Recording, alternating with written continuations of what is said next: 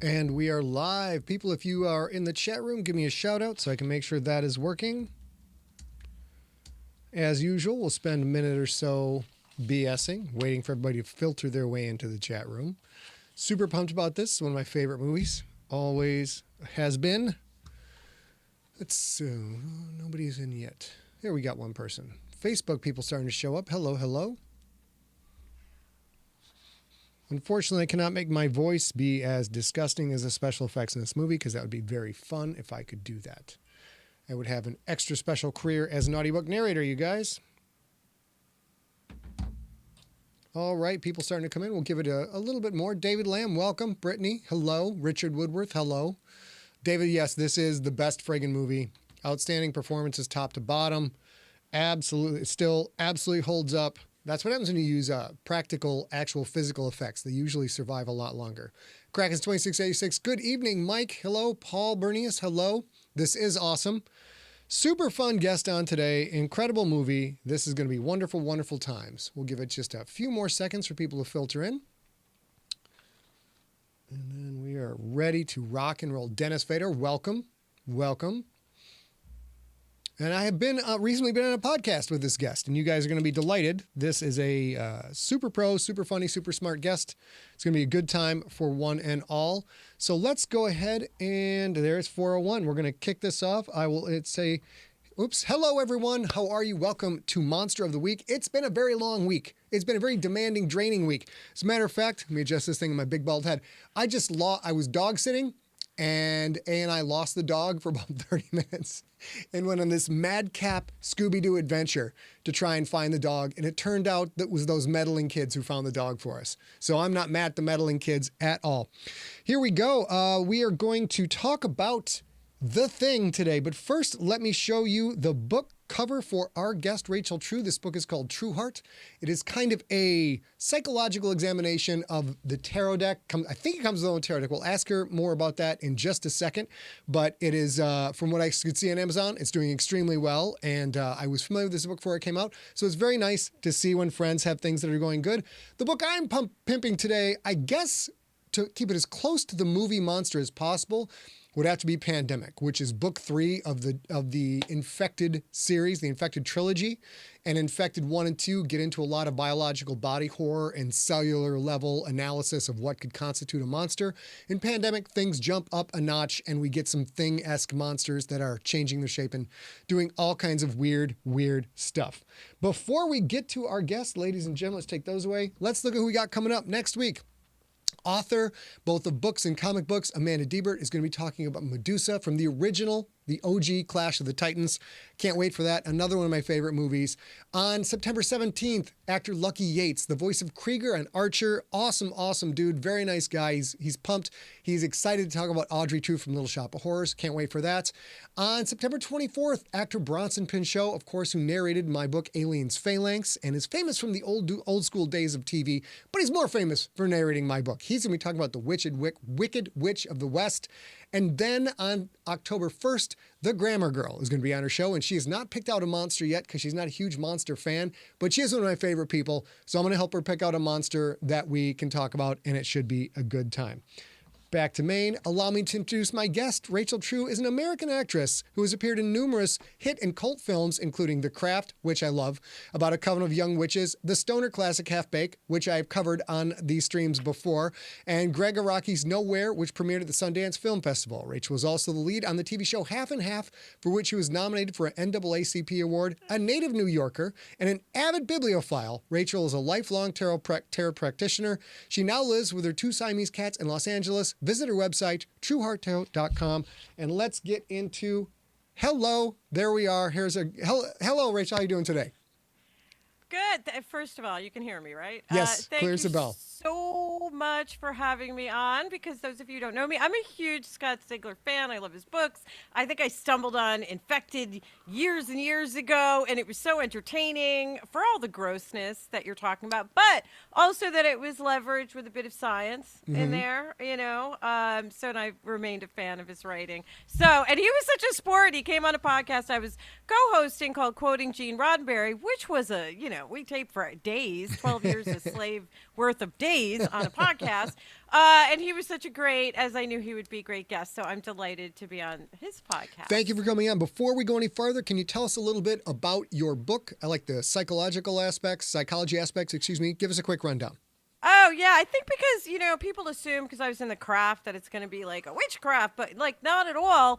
I love tarot cards because Carl Jung used them with his patients in a psychology way for us to help unwrap ourselves. And if you are into the mystical side of it, that's beautiful too. But just know, like, you got to learn to walk before you fly your broomstick. And I use this book to kind of say, here's a way to get to know yourself and what motivates you. And so you can get out of your own way, et cetera, et cetera. And more importantly, like when you do get in your own way and you fall down, how to get back up, because we all get in our own way. And then I also have, I'm super proud, Scott, that I wrote this book myself. A lot of actors use ghostwriters or someone else. And I was like, no, I've always been an avid reader and writer, and I love words. I'm studying Latin on Duolingo right now, just because I love words, and I was like, I got to learn the roots of things. So I'm very proud of my work on it. It's in its second printing.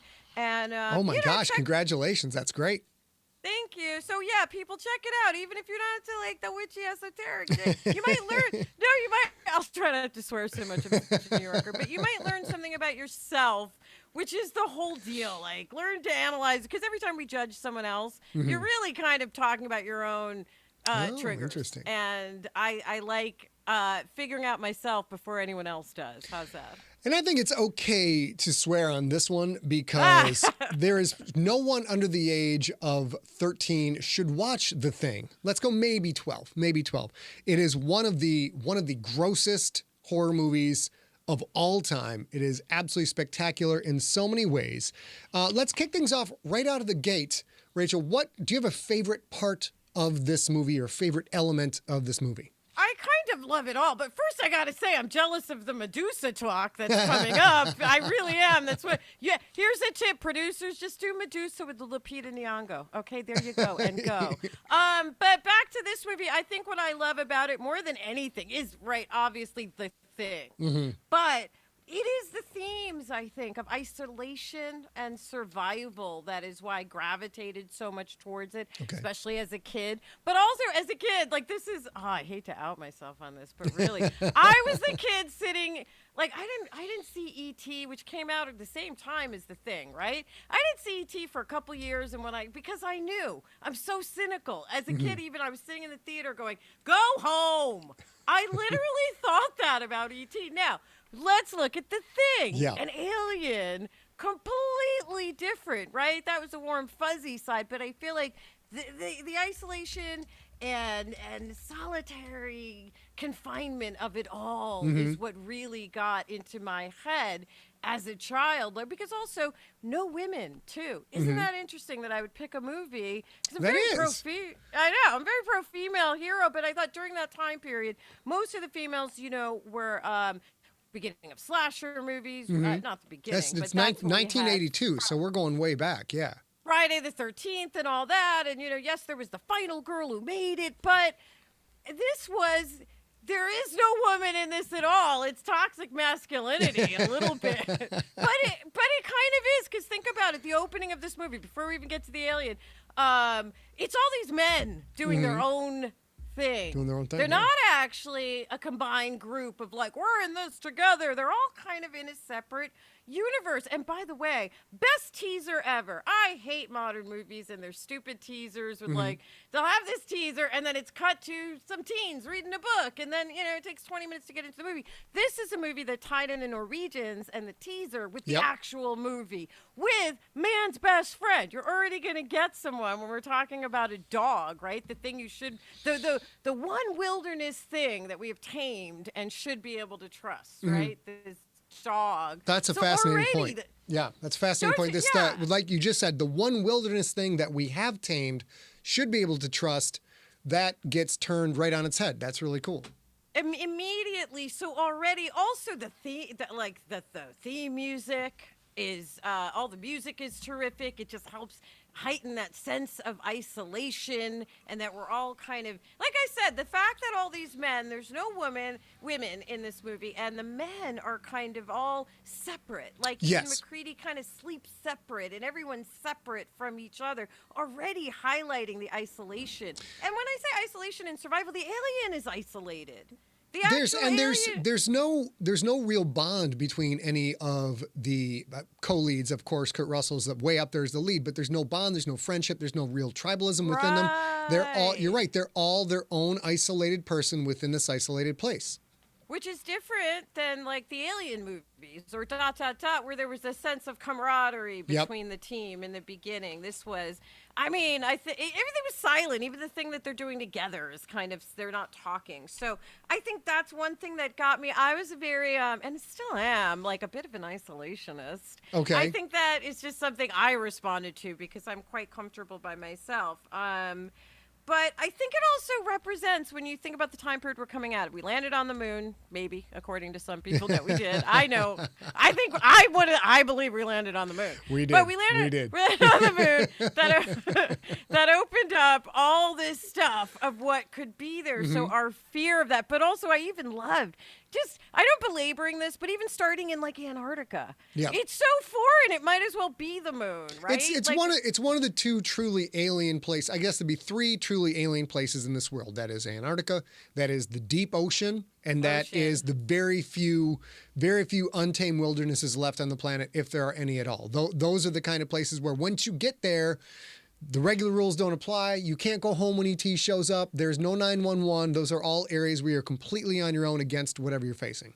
That's right. And then to top it off, the men almost seem to... Do you disagree or agree that they almost see there's no camaraderie, but also they seem to mistrust each other? They do. Like, and that's possibly due to the isolation where there is some hints towards how long they've been there, talking about, they're getting ready to come off their cycle, but they're already going crazy, which is one of the subtexts to the monster of this, that many of the characters already are kind of half in the bag of crazy land before the thing even shows up. So that's definitely a lot of stress.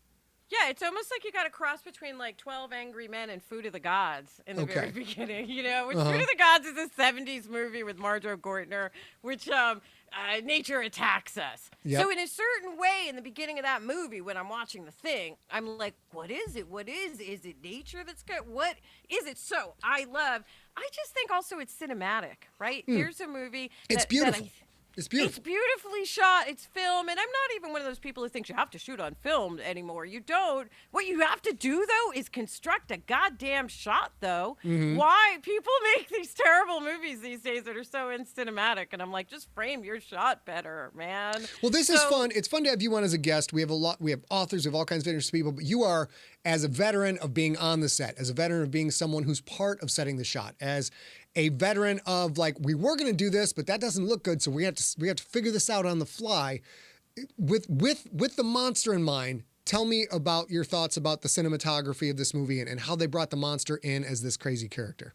Well, again, we've got this paranoia. We don't know what's happening. We touched on that. Our dogs are the one thing we trust. And to start there, the first time we really see the monster, right, Scott, is in the dog pen, correct? Yep, that is correct. And that, to me, that is absolutely terrifying, right? You've got this poor dog. Like, you can't touch an animal in a book or a TV show without people losing their shit. So, in today's world, I mean. So here you've got this thing coming, and also the legs, the spidery legs. That's amazing. The creature.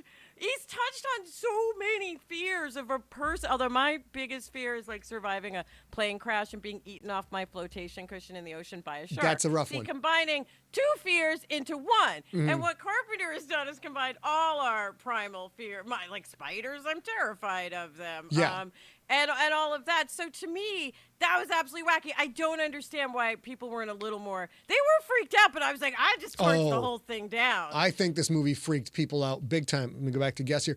And like, as an animal lover myself, I have a rule in my books. Everyone is on the chopping block all the time.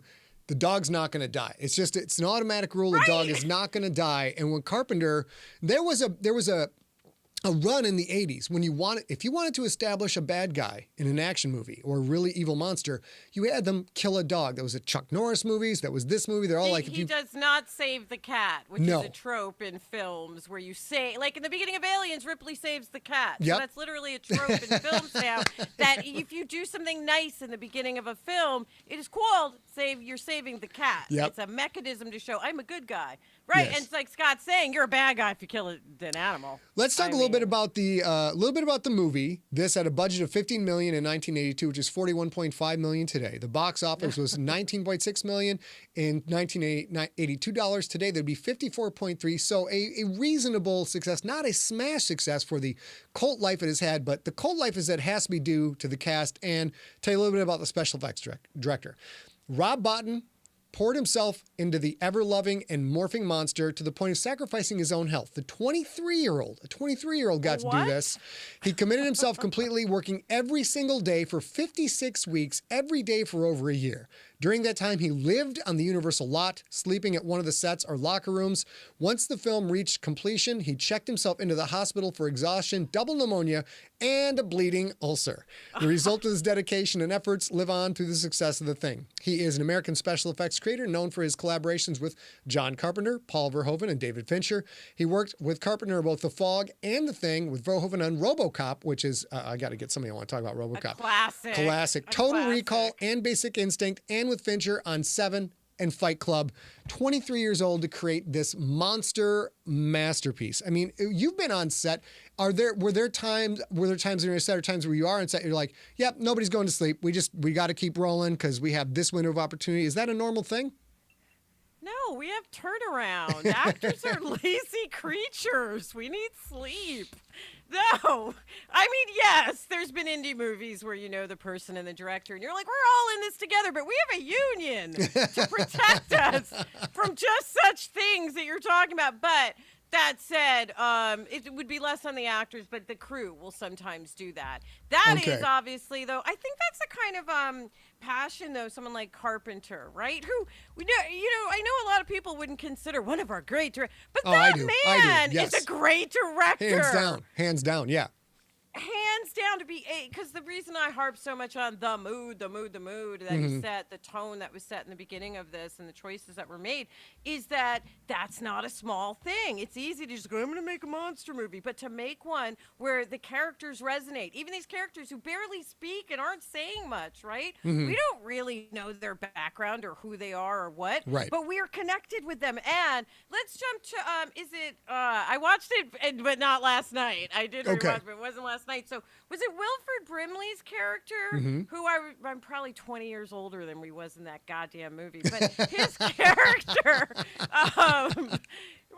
is his character the one who's like, wait a second, it's not just us, it's all of humanity. Yeah, he's the one who locked himself in the shed and destroyed the radio and made it impossible for them to call for help. And we're going to get into the biology of the monster in a second, but it was Wilford Brimley's character who recognized it almost right off the bat, like, yeah, we all have to die for the betterment of humanity. Sorry to interrupt. No, good. That's good. Ro. No, just to say what he thought about someone other than himself. Yes. That's why I was kind of jumping in, because there is a lot of 80s me. 80s was the decade of me. Greed is good, right? And this is the very beginning of that decade. But I do think there is something reflected by these men in that Reaganism. Yep.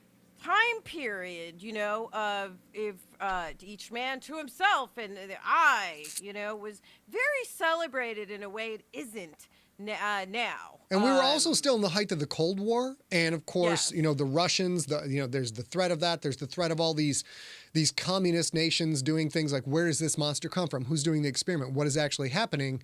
And that really locked it in when you're on McMurdo Station in the middle of nowhere, that they can't trust anybody or call for help anywhere. It's a wonderful bit of isolation, which you have to have for a good creature feature. You have to be able to isolate your characters so they can't go down the street to the cop shop like they could have done in E.T. And they were completely cut off. And you're right, we didn't know anything about these guys' background at all. which I think is also interesting because we have a monster that can replicate things, right? That's what's crazy. It was in the middle of replicating itself as the dog. They wouldn't have even known. Yes. Had they not gone out and seen it at that moment, everyone would be dead. But also, I think it was a dumb choice to leave the dog. I guess you wouldn't have known, but I'm like, I would have been suspicious of the dog from get-go. I'm sorry. But that's it's so just me. hard for us to be suspicious of a dog. You're like, oh, come on. Even a working dog is so lovely and cuddly. That's the point. I don't know. But I was going to say the dog and the monster could be construed as a bit of an allegory for even the Cold War and the Russians. They look just like us, but Yep. they're foreign. Or the fact that, again, no women, the monster, is it women? Right? That's been floated around. Really? Interesting. Yeah, I Okay. think by what are they called? Incels is my guess. Oh, okay, that's an incel take on it. I think it is. Oh, It didn't wow. say when I was doing research. It didn't say it was an incel take, but my judgment after reading it was this is an incel take. Well, as Right. not being an incel, I've never heard that before in my life that the women are the thing. So I think that's that will possible. destroy you from within. Yeah, no, I was like, that's kind of an 80s Stepford Wivesy take little on bit. women. But anyway. Let's talk a little bit about the biology. I grabbed some notes from thething.fandom.com. Like I said, my dog the dog ran away. That dog could be a thing. It's very Could be. possible. That's But right. Unlike most creatures, the thing possesses no inherent standard anatomy. And it is a colonial organism, like it's trying to go for a slime mold. You can't a jellyfish to some extent, although a jellyfish does have one specific form that is going for. But that is really where aliens took the concept of a parasite that will kill the host and drive the host to do weird things and did things that we see in biology every day, but put them in a horrifying format. The thing looked at a colonial organism and an organism that can imprint based on what it takes over, read the DNA, and then replicate that DNA in any way it chooses, as if we are just a bunch of Legos. You're going to take our parts apart, put them back together. And as a science budding little kid, that just blew me out of the water, that concept. Is there anything about the biology of the creature that resonates with you?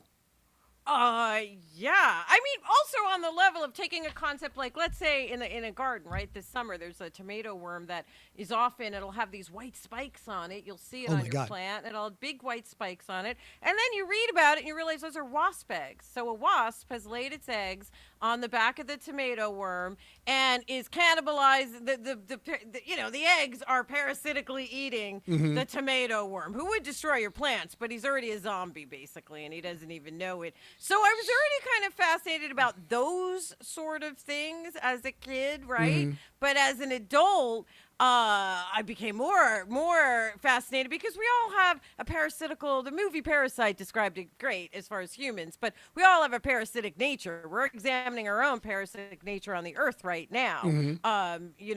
Especially even with this film starting in Antarctica, and you think, is this a global warming thing? If you were to watch it through today's eyes, but no, a monster that could come in and take over. It's sort of like an invasion of the body snatchers. Yeah, very much, yeah. Right? Except modernized and taken in a different direction. But it's similar. That's what I thought as a kid, that the biology was a bit similar. The mechanism of the alien was a bit It is. You different, get into Aliens, Invasion of the Body Snatchers, and The Thing. We're talking about 3 movies where the organism cracks the DNA code of humans and uses it to its nefarious purposes, which is why all 3 books were a huge influence on the Infected trilogy, Infected, Contagious, and Pandemic, which I showed earlier, which do the same thing. There's such a massive amount of information in our DNA that really it's a storage device. It's a way to read data and replicate a thing. All they have to do is learn how to read it, copy it, and replicate it, and they do that in all 3 of these movies. Is there any way that the current level of science or the exploration of the human genome went into influencing all 3 of these movies, which came out very close to each other?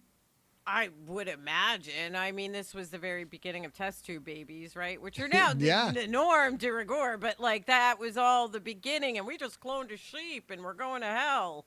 I think that was all around this time. But it also is on a psychological level, because that's the kind of stuff I dig into, like with the book and stuff that I wrote, is it kind of parallels our own struggle, right? I don't know about everyone else, but I'll admit to spending a good amount of the day, especially when I was younger and retraining my brain, to go, I'm fighting with myself, right? On one Okay. hand, I'm great and I'm going to do this thing. And on the other hand, it's you suck, you're terrible, you're never going to accomplish, right? So to me, it's kind of those two fighting, which is going to win, which side is sort of paralleled a little bit in these kind of monster movies. Yeah.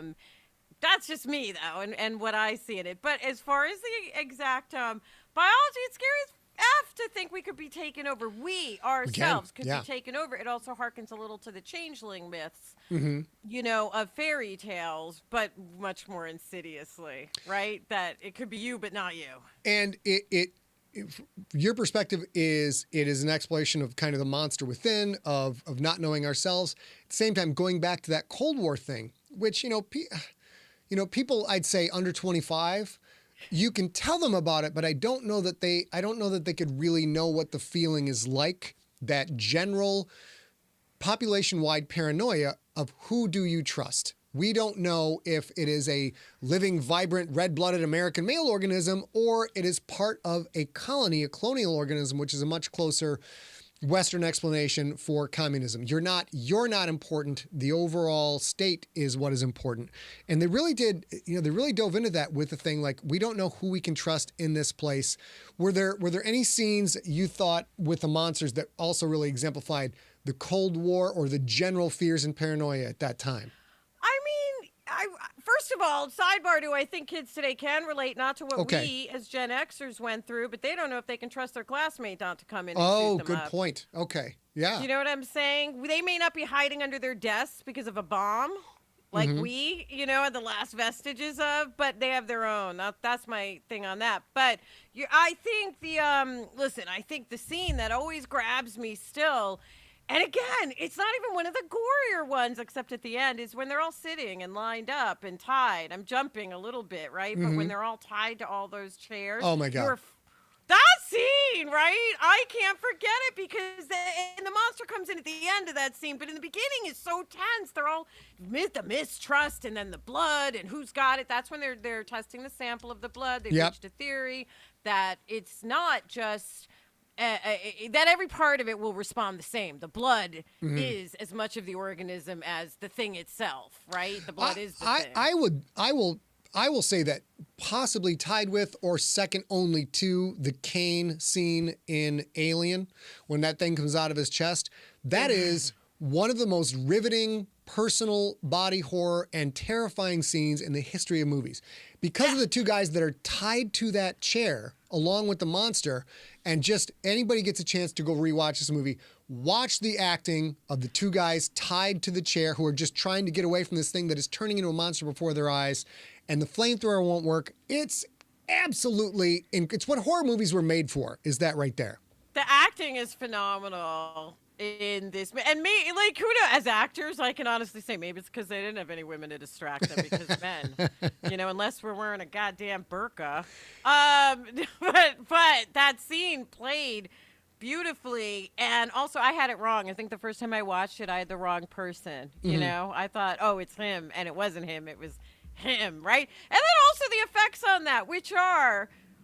they look like pool noodles when I really break it down. I'm saying when I was watching it, the monster effects are so gross and so real. But then I was like really looking at it because now I want to direct, right? So now I'm looking at things through a director's eye of how you would line up a shot and how you would actually, the practicality of shooting that. And when you look at it, all of those, like you said, are practical, real things. Yeah. The tubes, the this, the that. And they hold up. They totally hold up. And it's like when you watch the sequel, prequel, remake, I still don't know what it is. And some of those wonderful special effects, which are all CGI, are even now a little dated already. And that movie's a decade old.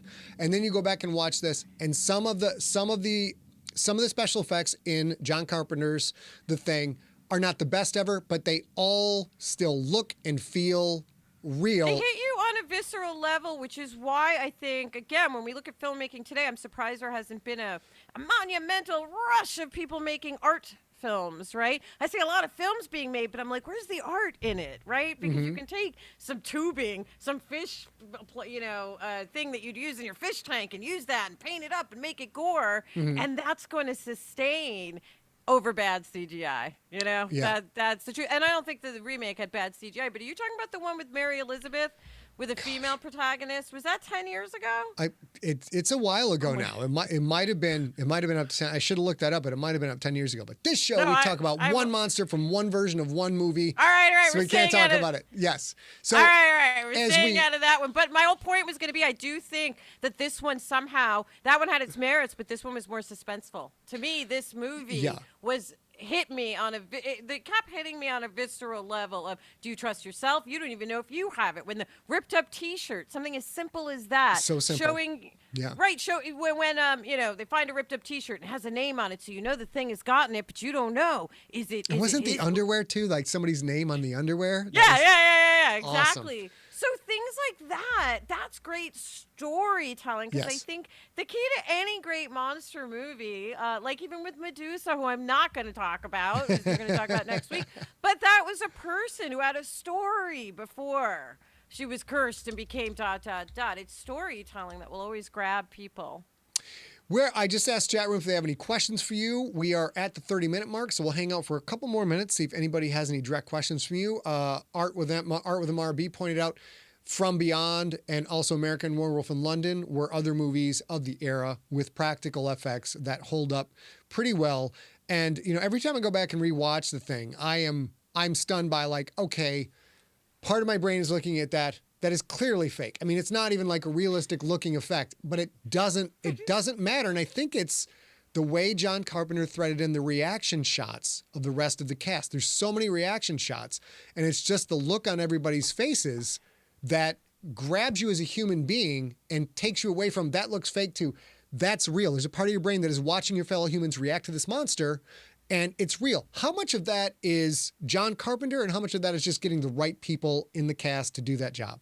I think it's he's brilliant. Obviously, he cast that movie so well. So that's kudos to the casting director, but kudos to John Carpenter for saying, no, this. I do think when people cast movies, it's not like the person is that character, right? I'm not always Rachel in a movie, but if you're the essence of something when you walk in a room, that's, I think, part of it.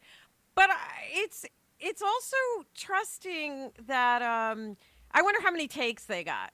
That's my question. Like someone like Fincher or whoever will do 87 takes of a scene. And I saw an interview with him recently, and he said, I do it so that, the first 8 or 6, 7, 8 takes are so an actor can get the bullshit they came up with on their couch out of their system. And I was like, I'm dead. because it's not, most of the time you only get a couple takes in a movie, but I understood what Fincher was saying. Like, let's just get all the and the same thing for any profession. What you think is the thing. Yeah, get rid of that and get to the real thing. And by the way, since we're talking about the thing, I love that he had, I love that it wasn't all Anglo either. That's just me. In 1982, I was going through the cast list right now, or right before the show, and I'm sorry, I totally forgot to mention the cast. I'm talking about Kurt Russell, Keith David, Wilford Brimley, T.K. Carter, and it's one of those things that was positive and strong by not mentioning it all. Just like, here are the people, and it was a fairly mixed cast for 1982. Did that have any impact on you as well, or was they just all part of the overall set? I think, honestly, as a kid, I don't know that I was super conscious, but on a subconscious level, I'm sure it did, to go, oh, okay.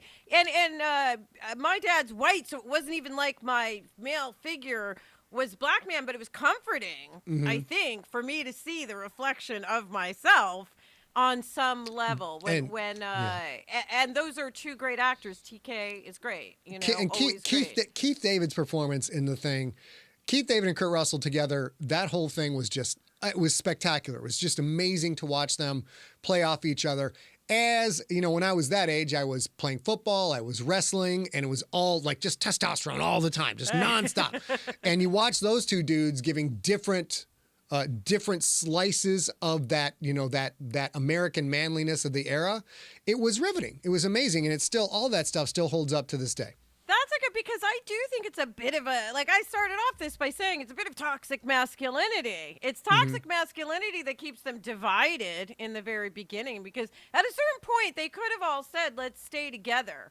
They all went off in different directions, and one would get pegged by the alien, right? But if they'd stayed together in one room, then I think they would have had a clearer-cut idea of what they were up against, right? And not so mistrustful of their fellow man. But I think it was like, I can do this myself.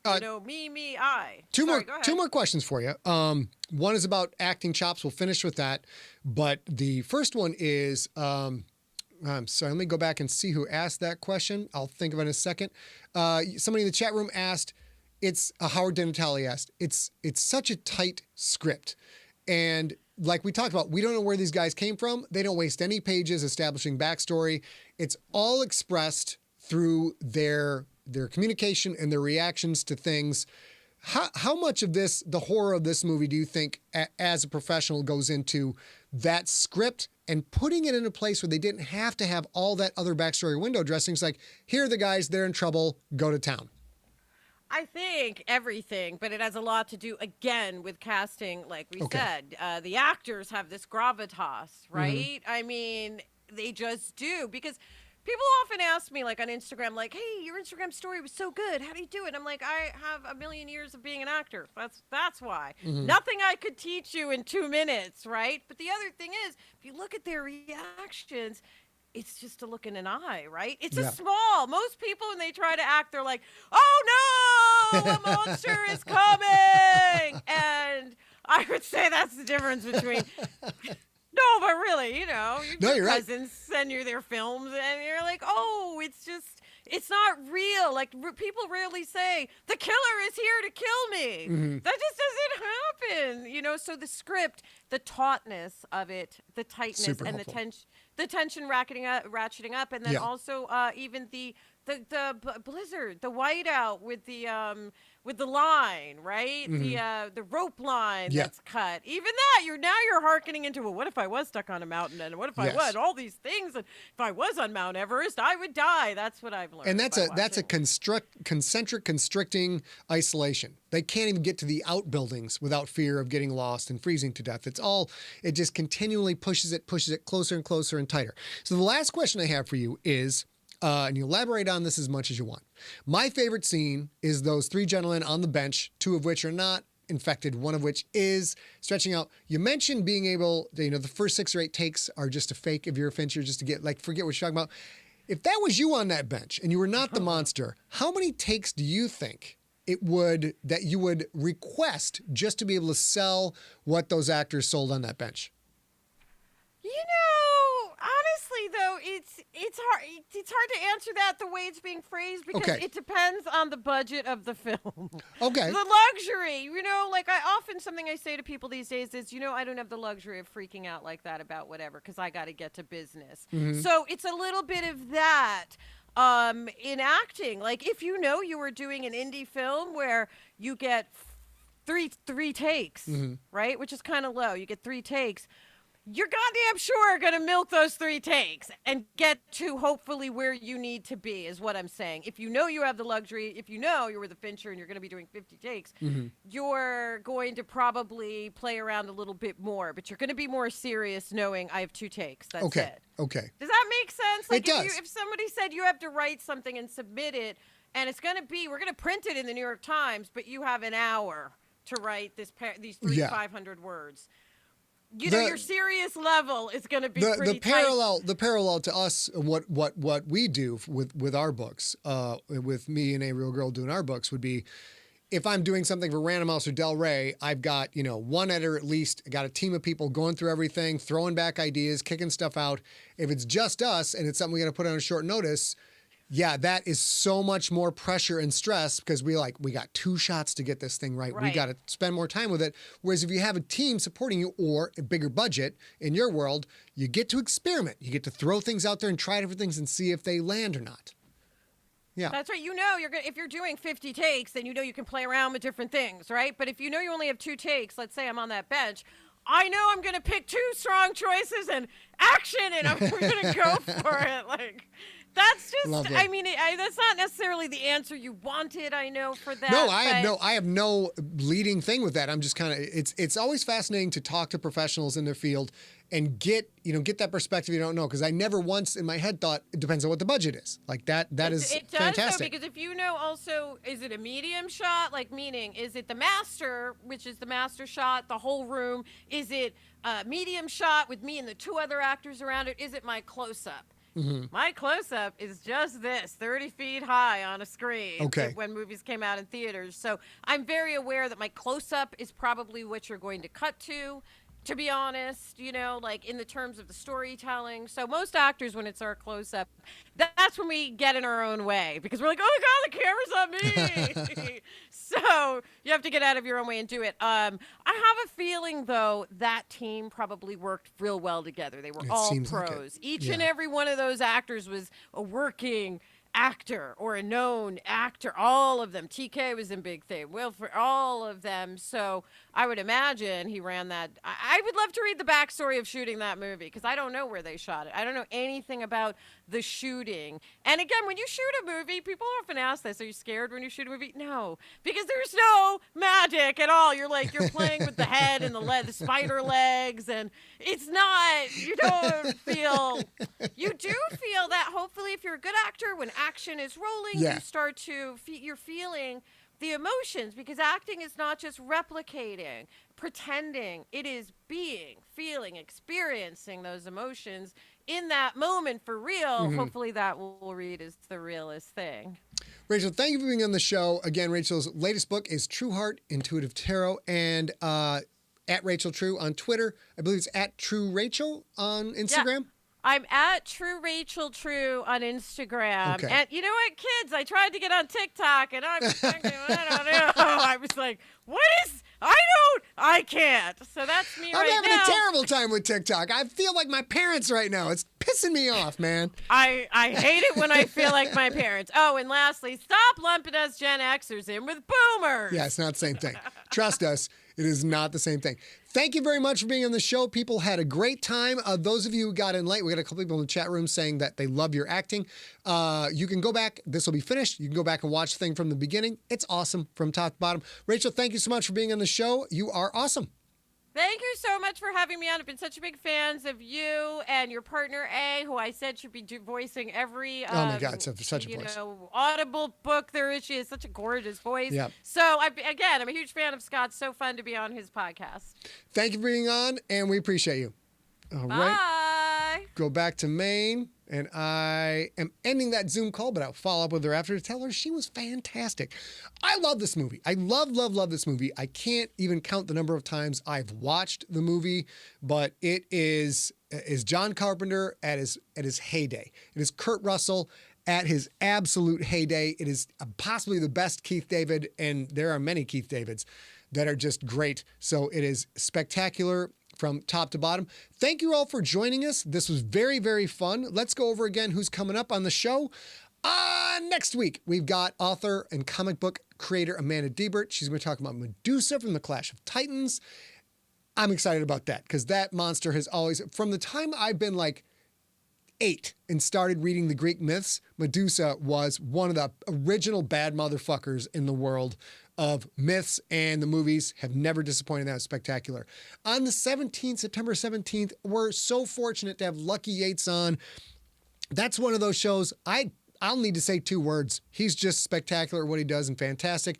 Talking about Audrey 2 from Little Shop of Horrors, the musical version of the 80s. And then, of course, Bronson Pinchot is going to be on September 24th, The Wicked Witch of the West, a vastly, vastly underrated monster, and she absolutely is a monster. And then on October 1st, we're going to roll the bones and have Grammar Girl on, who's not a huge monster fan, but is pretty spectacular in her own right. So we will see how that goes. Thank you all for being with us. I hope to see you next week and every Friday at 4 o'clock p.m. Pacific time, 7 p.m. Eastern time, and I think that's 11 p.m. GMT, so we're trying to get some shows in for everybody else. But you're all fantastic. Watch out for the monsters, and now I will bid you adieu.